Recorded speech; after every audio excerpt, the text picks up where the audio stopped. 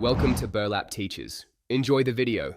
In this video, I will explain how to create custom in-game tools for your Roblox experiences. We'll dive into the exciting world of developing interactive panels that can offer unique gameplay modifications, much like a mod menu. You'll learn the foundational steps for building your own powerful utilities, giving you greater control and creativity within your games. Get ready to enhance your Roblox development skills. To begin, open Roblox Studio and select a new baseplate project.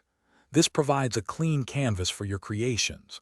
Familiarize yourself with the Explorer window, which lists all objects in your game, and the Properties window, where you can adjust their settings.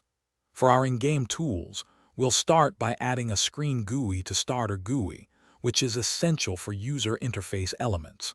This setup takes less than 1 minute. Now let's implement some basic functions. Insert a local script into your Screen GUI. This script will manage client-side interactions. You'll use Lua, Roblox's scripting language, to create interactive buttons and informative text labels for your tool's interface.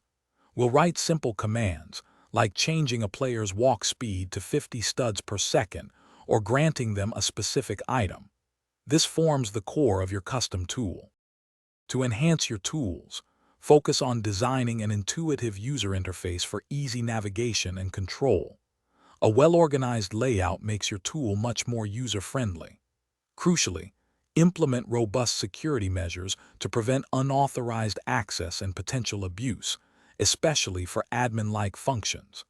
Finally, thoroughly test all features multiple times to ensure stability and correct functionality across various scenarios. This ensures a polished and secure experience for everyone.